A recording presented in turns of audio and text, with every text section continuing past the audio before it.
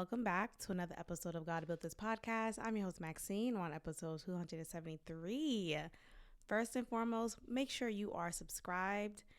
Also, be sure to leave a review. I am asking for you all to leave a review on Spotify. I would like to get the reviews up there. So please make sure you go to Spotify and leave a review for God Built This Podcast there. Now let's get into this episode. There's a lot of good news. But these topics they have nothing to do with me, but they just make me happy. And let's start off with Tyrese. Because he got his vindication. He got his just due. So did Jonathan Majors. There's so much goodness happening in the world right now. But also I'm hearing that TGT is back together. And this just brings my heart with so much joy. It just makes my heart flutter because when TGT came out 10 years ago, my life is not totally different, but where I was career-wise was different because I was in my early years, my first year actually of working in education, and now still working in education 10 years later. It's just really amazing to see just different historical moments, I would say. And TGT was a historical moment for me because I love R&B, and these three artists, Tank, Tyrese, and Genuine, respectively, hold their weight in the R&B game. And I have appreciated and just felt so good listening to their music respectively.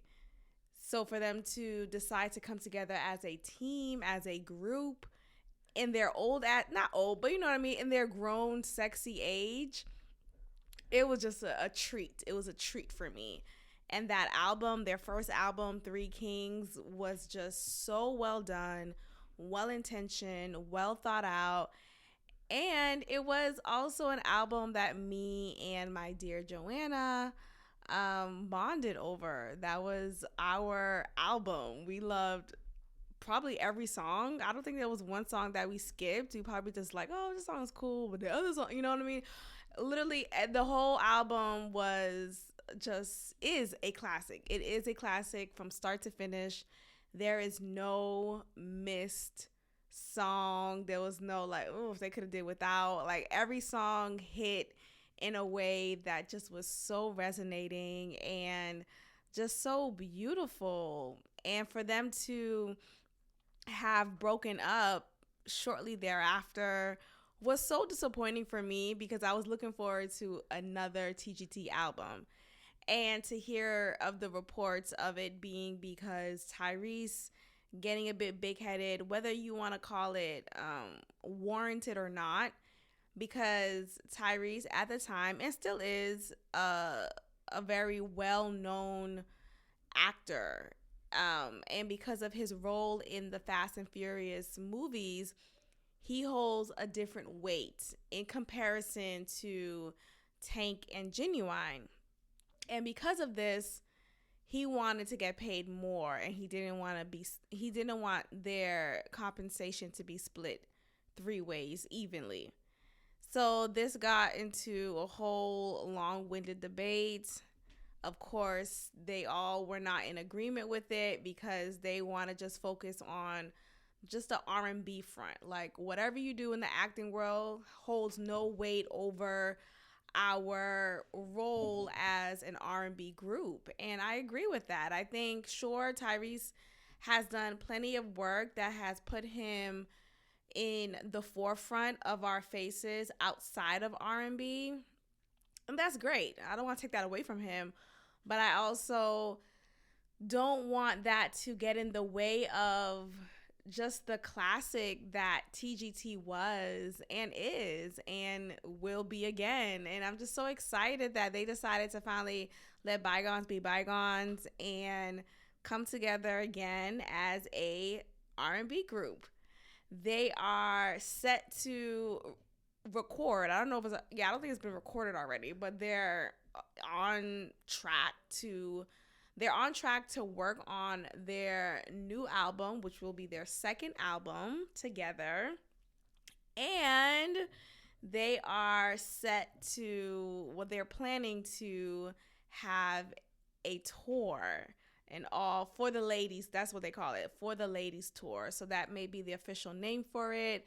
Nonetheless, I am so thrilled. I'm looking forward to it. And when I got the news, I really felt like me and Joe were together, just like hype and just exchanging messages to each other. So excited about this news. So I really felt like, where she is right now, I felt like she felt how I felt and how I feel about them finally reuniting and coming back together as the three kings that they are. So it really made me happy to see that. I'm glad that there is hope for R&B to be R&B again, and again with their voices just individually.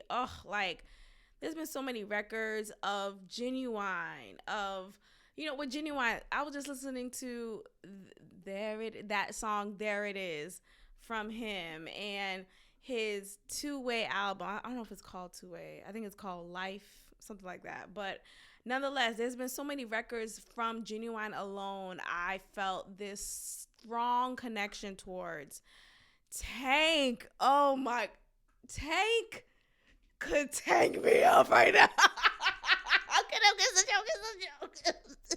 Drop a bomb. No.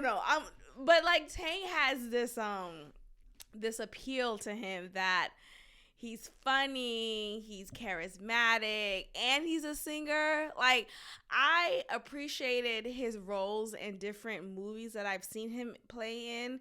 And these were movies like BET movies, like not like big movies, but he could act his ass off. And I feel like he's just being himself, but he does it in a way that it demonstrates really well in the role that he's capturing. And Tyrese, like, come on. I was listening to a playlist of Tyrese on Apple Music, and I'm just like, oh my gosh, that's his. Oh yeah, I forgot about. Oh yeah, like Sweet Lady, of course. That's every time the it drops, or Have I Told You I Love You. Oh my, what? When the beat drops, it's like.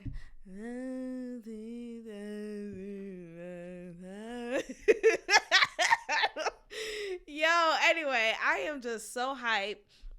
I'm so looking forward to it. So according to this article here from Revolt and the video that Tank posted from his Instagram page, you see that I guess they were all at Genuine show, and it was impromptu. They met in the back.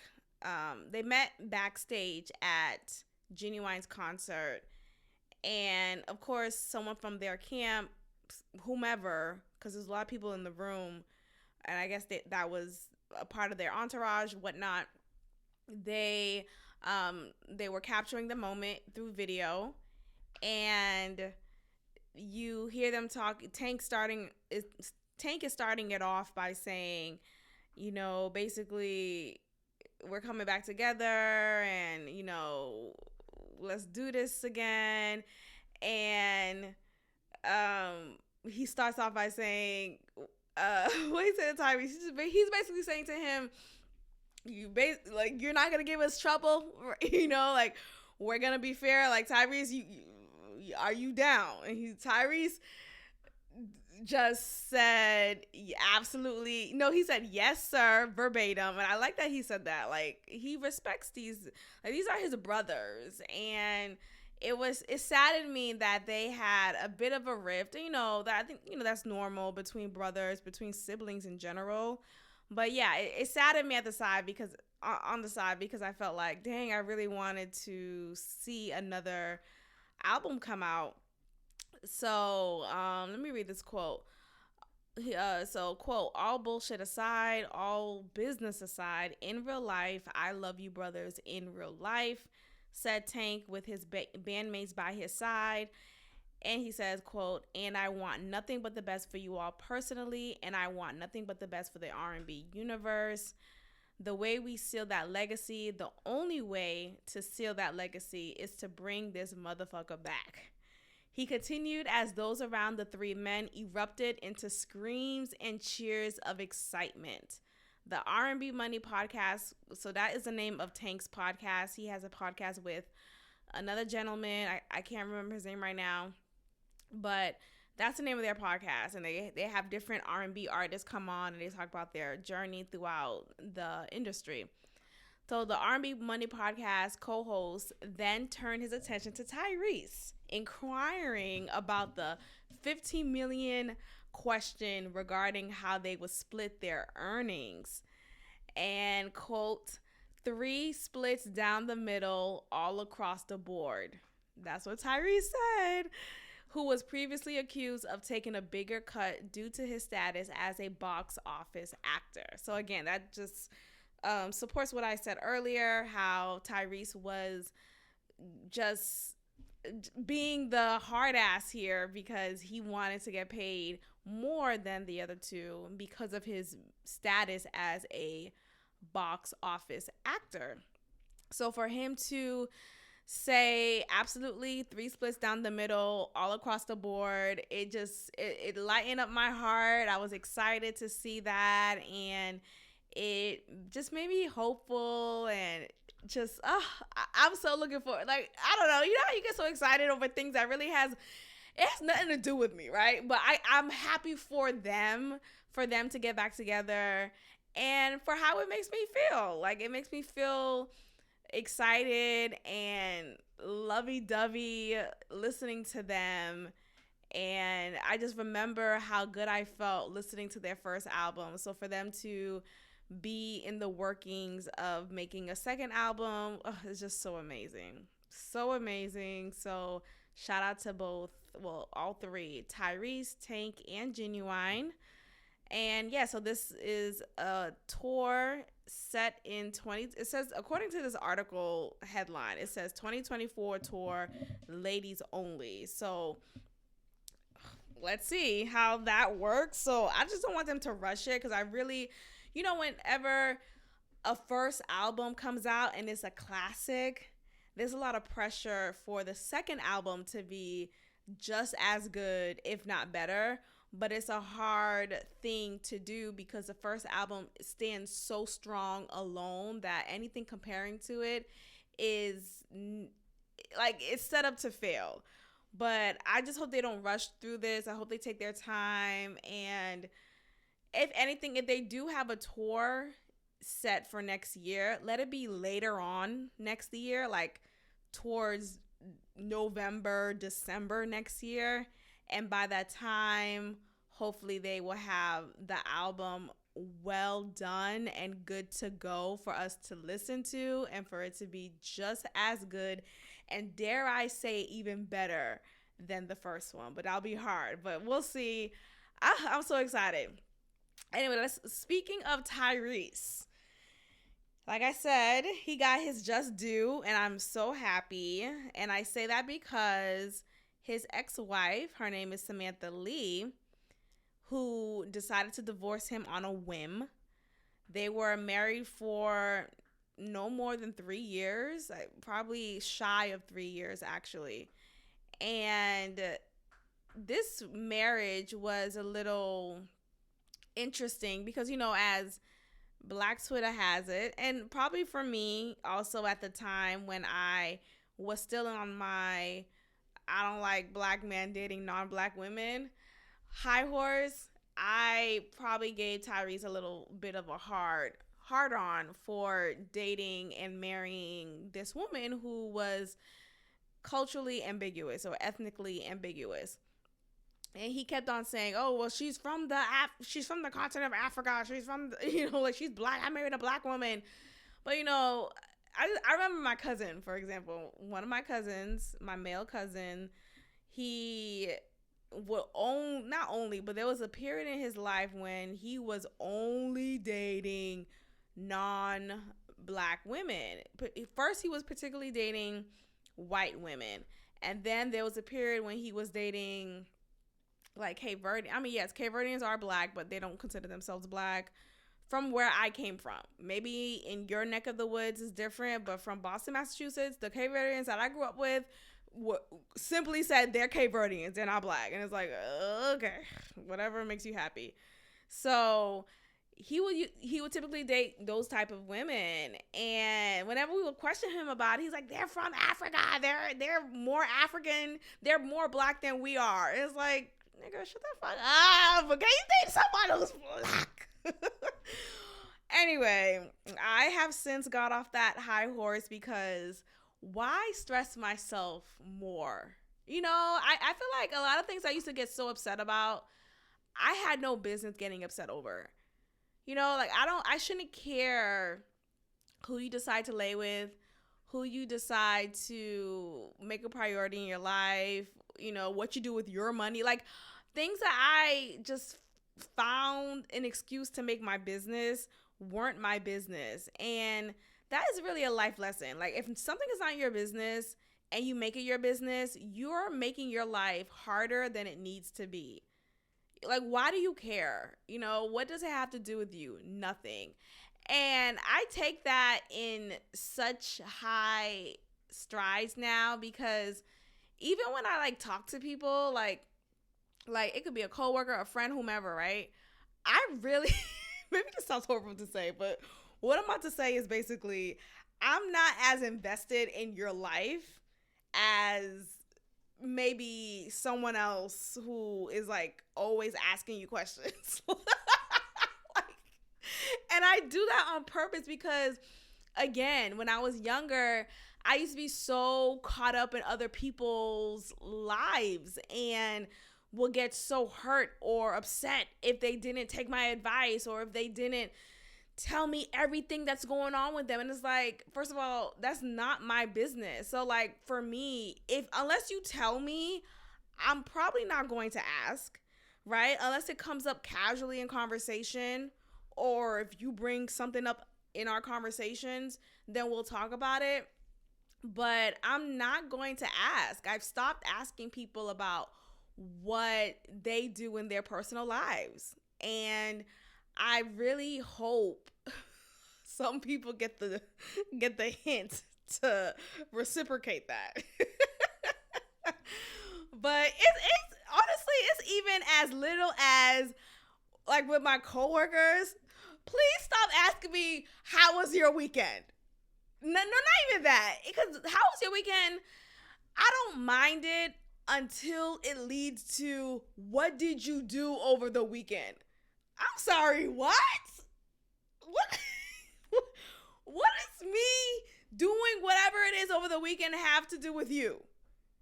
And then look, I guess some people are listening to this and thinking, it's so lighthearted, you're making a big deal out of nothing. No, it is a big deal because I have a coworker. Oh my gosh, let me not say too much, but I have someone, right, who would ask me incessantly, what did you do over the week? No, there was one conversation we had, mind you, it was like still earlier on in our co-working relationship, right? Like, I don't know you at all, sir. And it started off with the acceptable, how was your weekend? And I feel like if I'm giving you short answers, leave it at that. Take the hint and move on to the next person. I'll just say, oh, that's good. Well, have a good day. Right? Like, that's what I do. You know, I don't prude. I don't ask too many questions. I don't ask any questions, really. I just be like, hey, how's it going? And even that is I really don't want to know how's it going. Please don't answer that question for real. Anyway, so he asked me, how was your weekend? I'm like, oh, it was good. And then he's like, oh, what did you do over the weekend? And I'm just thinking in my head, I'm like, what? What did I do? And, you know, with me, I think sometimes my memory be shot sometimes. Like, if I'm not going over everything that I did just an hour ago, I really don't, like, it's not in the forefront of my memory. Like, I'm just so Like, I'm not there anymore. So why am I thinking about it? That's how my brain works. I notice. So typically my answer is, oh, I just chilled, or I just had a chill weekend. And then he's like, oh, but what did you do? he kept fruiting. And I'm like, oh, no, I said, like, oh, I just had a chill weekend, just watched some TV. Oh, yeah, that's what I said. Yeah, I just watched some TV. Right. So I'm like giving her a little bit of an inch just to be polite. Because I'm like, okay, maybe if I give him an inch, he'll back off and he'll be satisfied. No. Lesson learned. So I say, yeah, oh, I just chilled, watch some TV. Oh, what are you watching right now? Sir, I'm just grabbing something from the refrigerator. Can you stop? I'm gonna go back to my office. Like, what are we doing? Right? It's just like, oh. And you know, I feel like there are some people who I really don't like to look at them. Let's move on. There are some people I just don't like to look at. And what I mean by that is something about their mannerisms or just the way their posture is. Like, stand up the fuck straight. Why are you? Anyway, so yeah, he's asking me all these questions, asking me about, like, do you want to know the fourth show I tuned into over the weekend that I binged? Like, do you really care? Are we really talking right now? Like, stop. Like, I never enjoyed small talk. Get to the point. What are you trying to do right now? Like, I don't know. I'm also not very trusting of people like that, especially like white people, to be honest, because especially like specifically white people and white coworkers. It's like those specifics, like those, all of that matters in that regard. I just feel like they're trying to catch me tripping, or slipping. They're trying to catch me. Maybe it's my paranoia, I don't know, but historically, I've been in those spaces where I've had white coworkers who were deliberately trying to get something out of me and would snitch or would, just kind of put me in an uncomfortable position. I don't know, it's just so many years ago, but still, I just don't trust any of them, to be honest. And even then, like, I had like other types of coworkers who weren't white. I just don't like I don't like to be questioned. That's what it is. I've never liked that. Don't ask me about me. Don't ask me about myself. What are we doing? There was one thing. Oh, we was talking about. I was another coworker. We was talking about these like prizes for this competition that is happening currently, and she referenced. So one of the prizes was like a getaway weekend at this like resort. You could go like. There's like a scenic view. There's a hiking area. It was very like a nice area to relax in for the weekend. And so as she was talking about that incentive, she was like, ooh, and then I know you're thinking like, ooh, I could get me and my girls and hang out. And I don't know, the way that she was saying it felt like she was fishing. And again, maybe I'm just fucking paranoid. Maybe it's me. But the way that she was saying it felt like she was fishing for me to say something about my personal life. Like, oh, I'm gonna get some of my girls to go out with me. Or I'm gonna, like, I felt like she wanted me to say something about me potentially bringing a man, like I just felt like she was saying, in my head, I really felt like, and I just, again, with me, I keep it very short. So I'm just like, yeah, like I just said, yeah, sounds like a good time. I'm very generic with it because, again, why are you doing too much? What is it to you who I bring with me if I were to win this incentive of a weekend getaway at this resort? Why are you doing too much? I don't like that. Stop. I just don't like it. And then I don't know, oh God, there's so much to discuss, but those are pet peeves of mine that I really take seriously. Don't ask me what I did over the weekend. Don't ask me what I did over. Of if you are in a role in my life that has no personal role to it, right? If you are not a friend, don't ask me what I did over the weekend. Just say, have a good day. Thank you. But anyway, how did I get Tyrese got his vindication that he deserves, and I want to just play this clip of his ex-wife who publicly admitted that she regrets divorcing him. She goes on to say what led to her. I work with women. I would never tell a woman to walk through that in the same frame of mind I was in when I did it. And when you say that, but what frame of mind was that? What do you mean by that in particular? I was very, very hurt. I was very angry. And I remember, like, when I made, like, the decision, I was, like, hysterically crying on the phone with my attorney. That was not the person I should have been on the phone with. When, like, that's a whole nother conversation. But anyway, I was hysterically crying.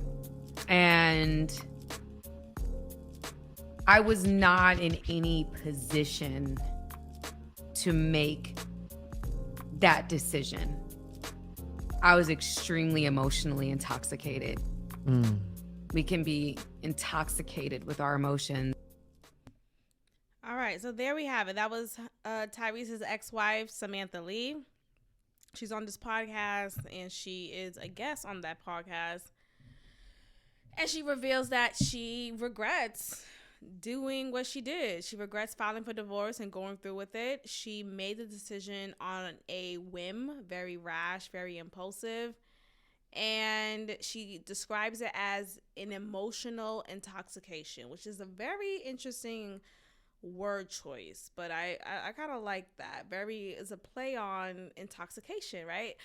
Anyway, she speaks to the fact that she was influenced by people. There was a wrong group of people in her ear influencing her to go ahead and file for divorce. And her already being this emotionally driven and emotionally uncontrollable woman, as she describes herself to be, went ahead and did what she did. And now she's living with this regret. Apparently, according to what Tyrese has said in response to this, is that she has since reached out to him wanting to reconcile. Tyrese has made it very clear to the public that he is now with a new woman who he now describes as the love of his life, which is so funny to me because he was just describing her as the love of his life. It's like, okay, nigga, how many loves of your lives? But whatever, love is love, right? So he's, so she is bold enough to say that Tyrese feels like is disingenuous.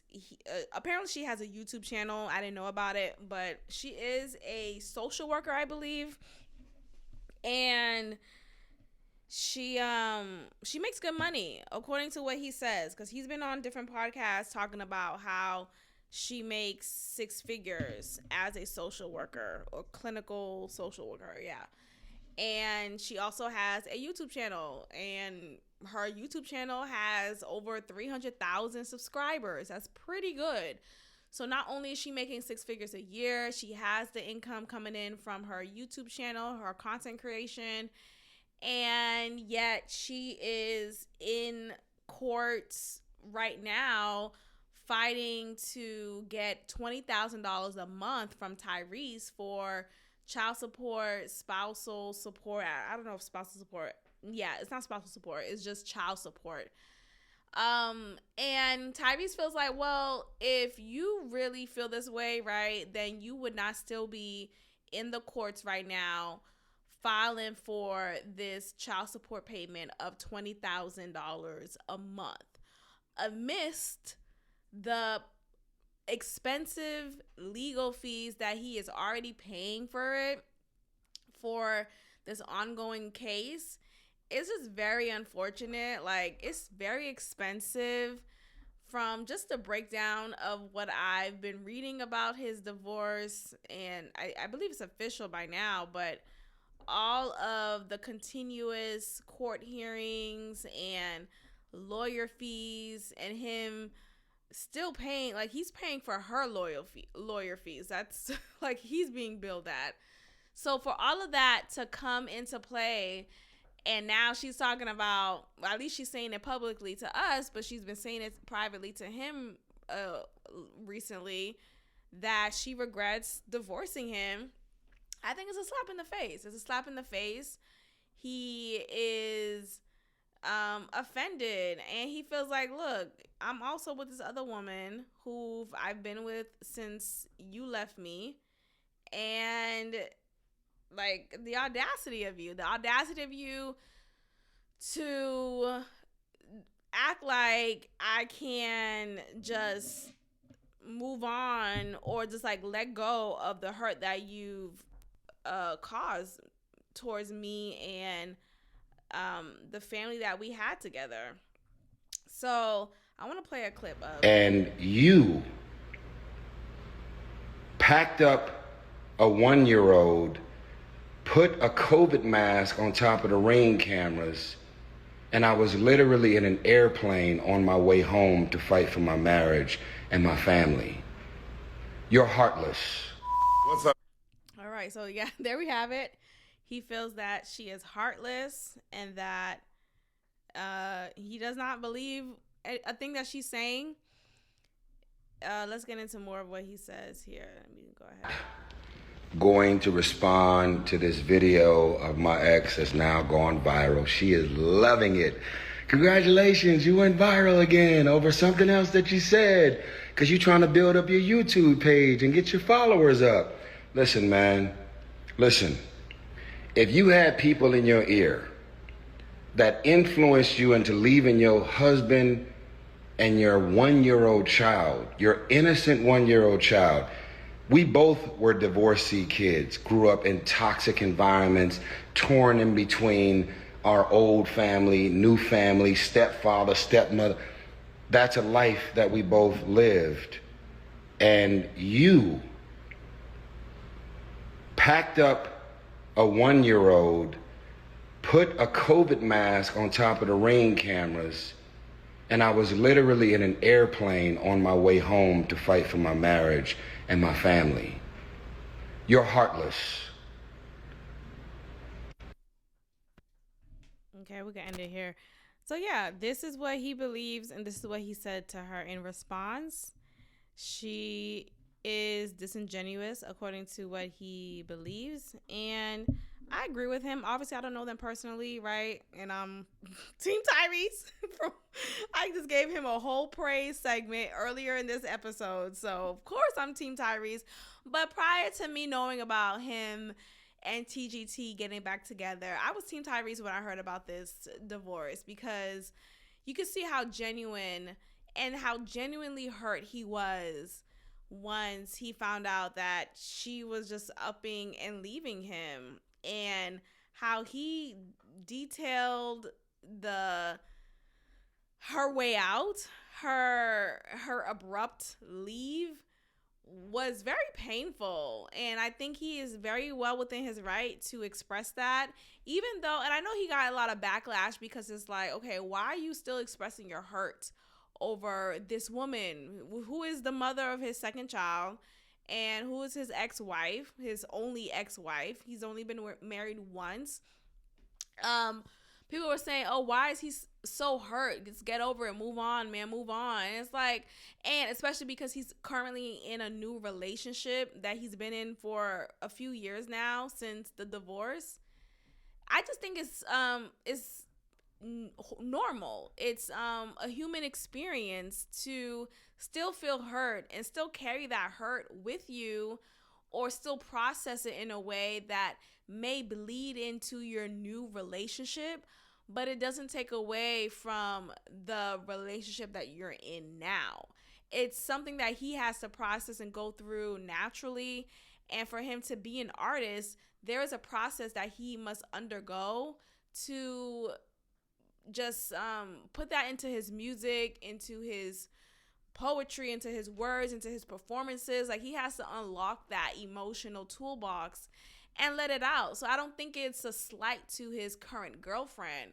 And I really commended him for standing strong in that and allowing himself the space that he deserves to process the emotions that he had, because that is a slap in the face. It is a slap in the face. And just like we are so forgiving or encouraging for women who experience just strange relationships or strange breakups or whatnot, and that woman is now with someone new, or that woman is seemingly appearing that she doesn't care, but in her music you could see and hear the hurt that's still present. We give her space to come to terms with that and to process that, but yet we don't give that same respect to a man. So I really commend Tyrese. I always liked his energy. I felt like he was, I like alpha men, but I like alpha men who don't have to like repeat that they're alpha. They just are, you know, like you just be who you are. And I like that he is who he is, and he's always been this way. I remember when he had his talk show years ago. I don't know who remembers this, but it was a talk show he had with Rev Run. Yes, Rev Run. You heard correctly. Years ago, I think it only lasted for a season, maybe 2 seasons, not sure. But it was a talk show that he had. And basically, it was just like real talk, real men, like stuff like that, where he'll give advice about relationships and like his take on different things. And audience members would ask for advice about their relationship questions, etc.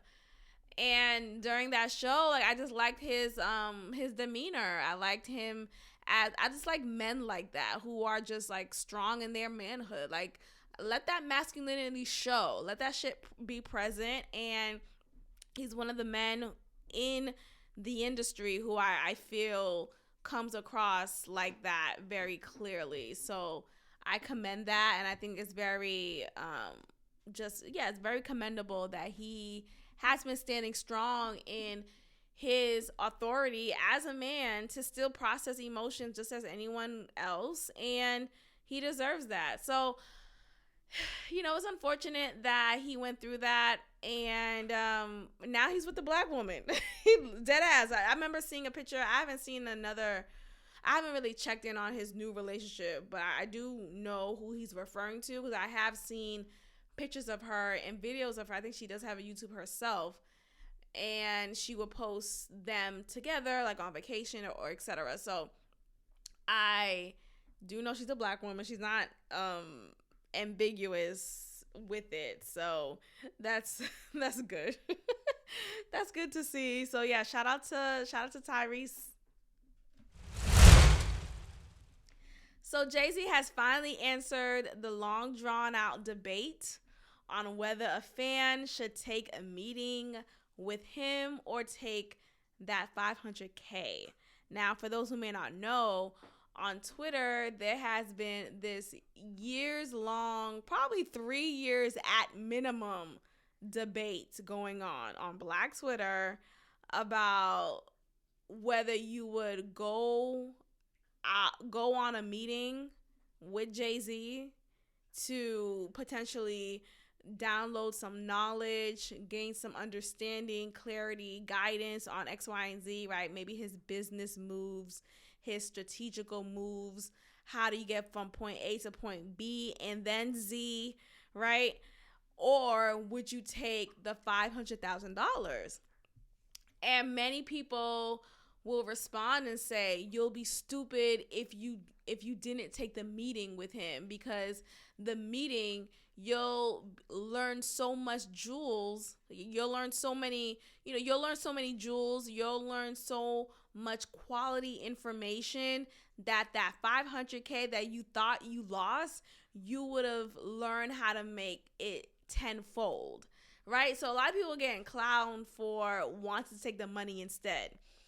And then you would have people on the other side saying, I'm going to take the money, nigga. Like, what is Jay-Z going to really tell me? I'd rather take the money and then invest or flip it. You know how people always like to say what they'll do with that much amount of money. And it's like, first of all, I I don't know, maybe I'm just different. When I think of like a large sum of money, I'm quick to think of the bills that I want to just pay, like the settles that I want to make with said amount of money, right? I think of like, I immediately think of student loans. I want to just like, boom, okay, boom, that's done.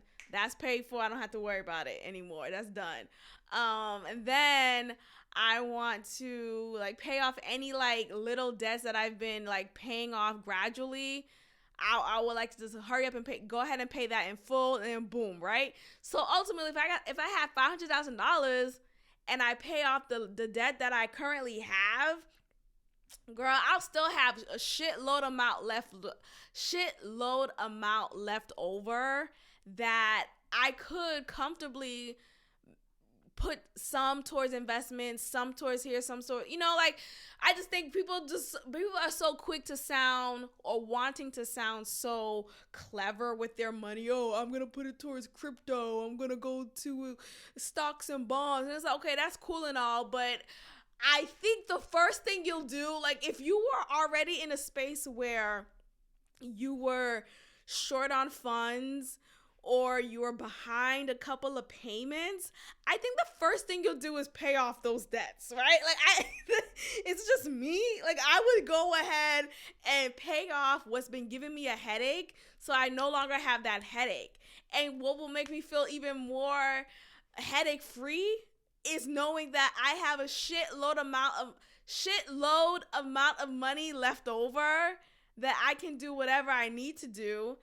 And then, of course, I would consider and research with fidelity on what I can do to flip that money so that I can have even more of it. But I just think people be sounding so annoying when they, I would flip it and, make make $1 million by the end of the week. And it's like, okay, nigga, how are you making that by the end of the week? Anyway, so Jay-Z finally answers the question. Let's go ahead and listen to what he says. So, yeah, he is in an interview with Gayle King, and let's discuss. And getting paid $500,000 in cash. I'll start from the beginning. You had a choice between getting paid $500,000 in cash or lunch with Jay-Z. Yeah. Which would you choose? You gotta take the money. What I'm gonna say? Yeah, I mean everything that I'm gonna say. No, only because people say, of course you take lunch with Jay-Z because the wisdom that you would get from him would be so beneficial to you. There would only be a matter. You would take the money. Yeah, because you got all that in the music for $10.99. That's a bad deal. I wouldn't tell you to cut a bad deal. Like I don't take know. the $500,000. Go buy some albums and listen to the albums. It's all there. If you piece it together and really listen to the music for the words, for what it is, it's all there. Everything that I said was gonna happen, happened. Everything that I said I wanted to do, I've done. And there's the blueprint. The blueprint, literally, to me and my life and my journey is there already. If you had a choice between getting... And there we have it. He has said the answer that we've all been waiting, right? His decision on the long-awaited debate. He'll take the money and he'll advise you to do the same. So this should shut it up for everyone who's been saying, oh, I'll go with Jay-Z and go on that meeting. There's so much wisdom. And look, sure, I'm sure there's a lot of wisdom that you could gain from him as someone who's been in the industry for so long and who's taken his life from just a totally different background to where he is now, this respected, I think almost billionaire, right? So all of that makes sense. But again, the money is the better choice. Okay, if I could get the money now, Sorry, I'm talking to Theo. If I could get the money now, and get what I need to get done, then I'll be a happier camper. So shout out to Jay-Z for finally putting this damn debate to rest. We can move on. Speaking of just do, shout out to Jonathan Majors for getting his just due. We did it. We did it, Joe. Now, what am I referencing? Guys? So remember, Jonathan Majors from March of this year was accused of domestic assault towards his then girlfriend, who we didn't really know about, but I guess unbeknownst to me, he's been a white woman dater for quite some time. And that's red flag number one. But let's just move on. Anyway, so he was accused by this white woman who he was in a relationship with for how long? I don't know. Her name is Grace Jabari. And she accused Jonathan Majors of hitting her in March 2023. What are you doing? Sorry. Of March 2023. In March 2023. She accused him of choking her, and I think she like passed out a little bit. Anyway, it has since been proven that was a lie. And there was video footage of the time frame of her accusing him of this act. Yet in the video, you see her totally not where she claimed she was. She was actually outside at the bar. Anyway, like there was no proven fact. There was no evidence that supported her statement. And what I liked about this case and how it turned out was that he didn't take this lying down. He didn't just like, oh, I'm just gonna take it back and okay, I'll just no. He stood up for himself. He defended himself, and he actually went and filed a cross complaint against her. He actually accused her of the assault. He claims that she assaulted him, which I actually do believe. I think so. From what I've gathered from the different reports that I've read, she found some text messages on his phone, reacted to it very violently towards him. He had to restrain her, and while doing so, I guess she decided to think of this elaborate scheme to accuse him of assault. When instead, you know how not typically, but you know what I mean by restrain. Not saying he punched her, choked her down, but he probably, after the fifth slap that she gave him to his face, he held her arms down, right? He tightly put her arms against her sides and said, you're going to stop, right? Stop playing with me, right? So he did all of that. And yes, I heard that as a possible theory of what took place. And also I heard that, she got so upset over whatever she saw on his phone that she tried to unalive herself, and he, of course, still cares for her and found her or tried to stop her or something like that. So just like over dramatic, white people shit. You know how some white people can react in a poor dramatic way. Think of Lifetime movie white girl shit where like they're falling down against the wall, crying hysterically. That's what happened. So Jabari, his ex, is expected to be charged with misdemeanor assault in Major's cross complaint against her. But prosecutors told the choreographer they'll drop the NYPD's charges. Insider has learned. Like choreographer, I guess she's a choreographer, I guess. Yeah, she is. Okay. So the choreographer ex-girlfriend who accused Jonathan Majors of misdemeanor domestic violence back in March 2023 is expected to surrender to the NYPD on Wednesday on a misdemeanor assault counter charge brought against her by the Marvel actor. Multiple sources have confirmed to Insider. Major's recent accusations against Grace Jabari, who's 30 years old, and Jabari's original case against Majors Both stem from their midnight quarrel in March on a Chinatown, Manhattan street corner. Jabari has alleged to the NYPD and Manhattan prosecutors that during the fight, Majors twisted and broke her finger and bloodied her ear by slapping her in the head.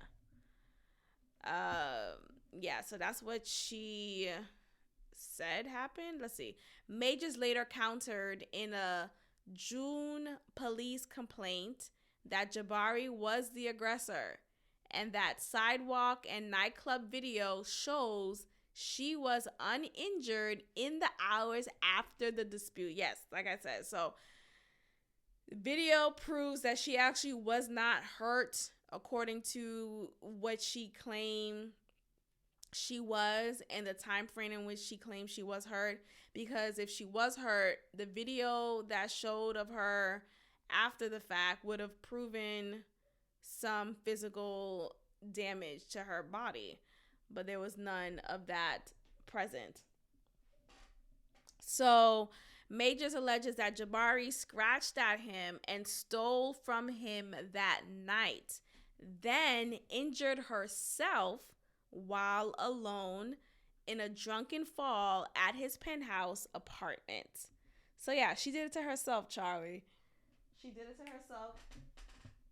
She did it to herself, and I hope she gets some prosecution, some punishment for that, whatever that looks like.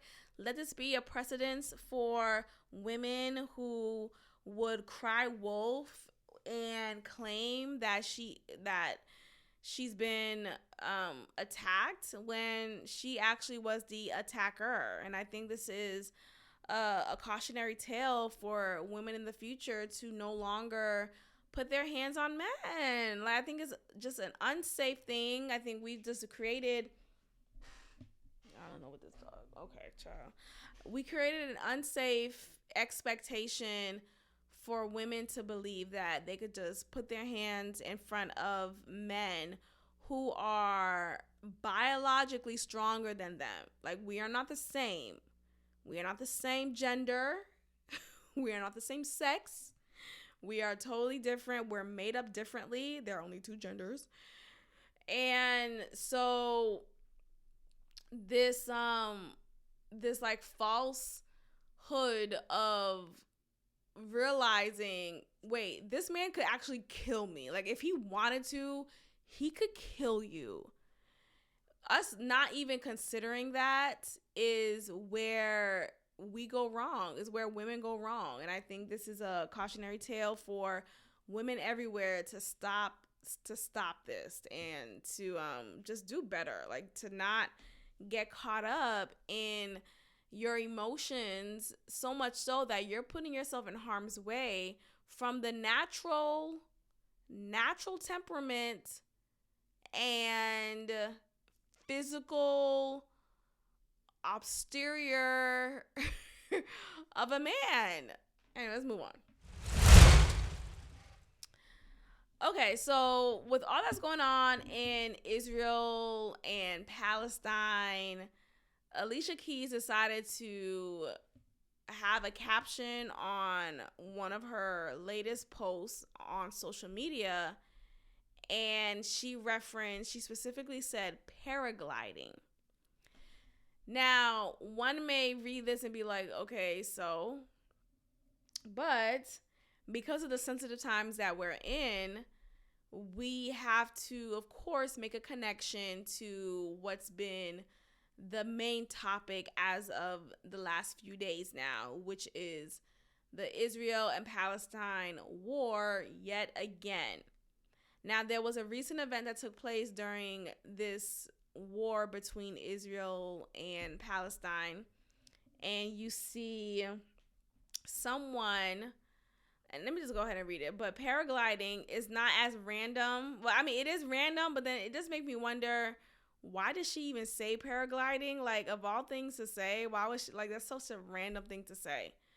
So let's go ahead and read this. So Alicia Keys found herself in hot water this week, and she got some backlash over something that she said on the internet. So her caption says verbatim, "What would you do if you weren't afraid of anything? Tell me your truth. I've had my eyes on paragliding." So I said no. So first, that's super random, right? It's super random. Why are you talking about paragliding? And it just came out of nowhere. Now, the reference to paragliding led to many commentators or commenters accuse Alicia Keys of promoting anti-Semitism and tactically showing support for Hamas, which is the militant group based in the Gaza Strip that orchestrated the October 7th terrorist attack on Israel. Part of the Hamas assaults included the use of motorized paragliders. So that's the connection there. Okay, so let me go ahead and read that again. Part of the attack that those who are in Hamas would use is a motorized paraglider. So for Alicia Keys to randomly mention that she's had her eyes on paragliding is a little unsettling for those who are quick to make a comparison or make a connection with what's been going on. And it is random. Like, why are you talking about paragliding all of a sudden? And what made you go ahead and write this caption? Like, you really have to say this to all of us? Alicia Keys, like, girl, I don't know. She's always been kind of a weirdo ever since she decided to not wear makeup and go on this whole spiel about not wanting to wear makeup. And look, it's her body, her choice. I get that. But she has since changed her mind and she's been wearing makeup since. So what happened to that? Anyway, so at least 1,400 Israelis died as a result of the coordinated offensive that also targeted the supernova Sukkot gathering, which took place approximately 3 miles from the Gaza-Israel border. Alicia Keys returned to Instagram to address the negative reactions to her previous paragliding message. According to her, she said she did not intend to show support for Hamas or spew any anti-Semitic rhetoric. She says verbatim in response, "The post I shared earlier was completely unrelated in any way to the recent devastating loss of innocent lives. And her heart is breaking." She said, "My heart has been breaking. I pray for and stand for peace." Shut up! Israel's liars. They're lying anyway. I'm kidding. Anyway, maybe I'm not. But the point is, Alicia Keys is weird. And I don't know if she did this on purpose or not, but I just feel like it's such a random thing to say. And considering the current times that we're in and the conversations that we've been having lately regarding this, just this war between these two nations, I just thought it was ill-fitting. And I'm wondering if she's doing this for, I wonder if she did it on purpose. I'm wondering if she did it on purpose, if she did it to gain some more relevance, or I don't know, like getting some people to talk about her. Because again, like with anything, not anything, but there's a lot of things that can increase your relevance and your currency, whether that's outrage, whether that's victimhood currency, right? It's so many different things that can increase your relevancy. So if she decided to write this caption on purpose, that could intrigue someone to, oh, who's Alicia Keys? Go on her YouTube page, or go on her, search for her on their music platform and listen to a record or two, right? So that could increase her stream, that could increase her sales. It's all a tactic. So I do think this was planned. As random as it is, that's why I think it's planned. Because why would you randomly say paragliding, considering that paragliding was an intended use of attack towards Israelis? So anyway, Alicia Keys is a weirdo anyway. But let's go ahead and end it here. Thanks so much for listening. I appreciate every listen. Again, make sure you have left a review on Spotify. And of course, leave a review on Apple Podcasts, Google Podcasts, all the platforms as best as you can. And make sure you are subscribed to our YouTube page, God Built This Podcast. So anyway, thank you so much. If you would like to check out some exclusive content, consider becoming a patron. The link is in the show notes. It's patreon.com/GodBuiltThis. And I will check in with you all next time. Peace. Thank you for tuning in to another episode of God Built This Podcast with your host, Maxine. If you liked it, leave a review, share, and subscribe. God bless.